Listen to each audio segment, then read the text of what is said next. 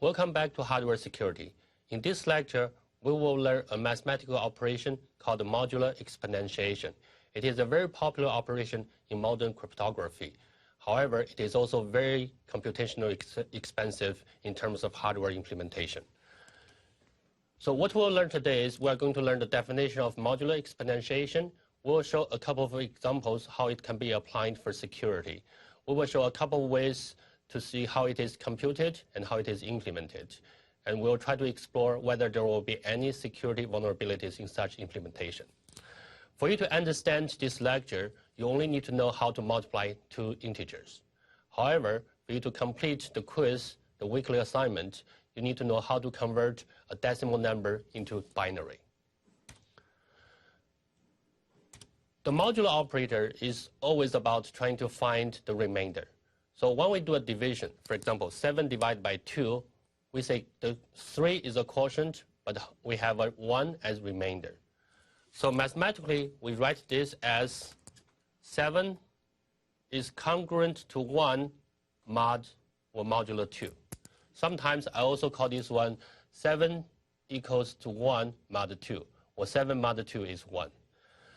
Mathematically, we define A is congruent to B modular n if and only if the difference of A and B, which is A minus B, can be evenly divided by n. So once we understand what modular is, so what is the modular exponentiation? So the goal in this operation is try to find out what is the value of A to the power e mod n. For example, once we have A to the power 4, we say A to the power 4 equal to 16. So A to the power 4 mod 10 equal to 6. So that is a simple, fairly simple operation we're doing here. So now let's see a couple of simple ways to implement the modular exponentiation operation. So first, it is the straightforward way by definition. First, we compute A to the power e, which we call it a variable b, and then we do b mod n, and this gives us the result. For example, when I calculate 2 to the power 10 mod 10,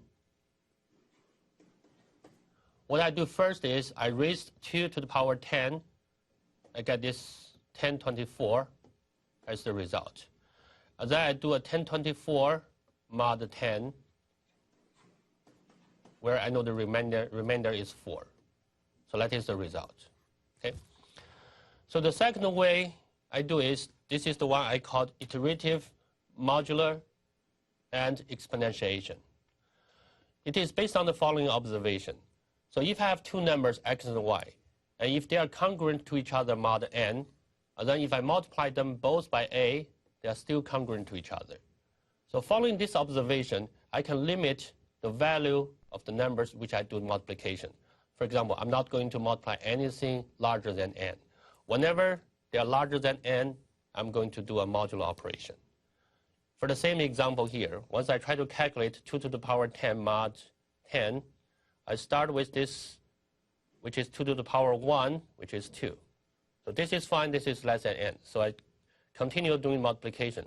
The second 2 times 2 is 4. This is still less than 10, so I do the multiplication.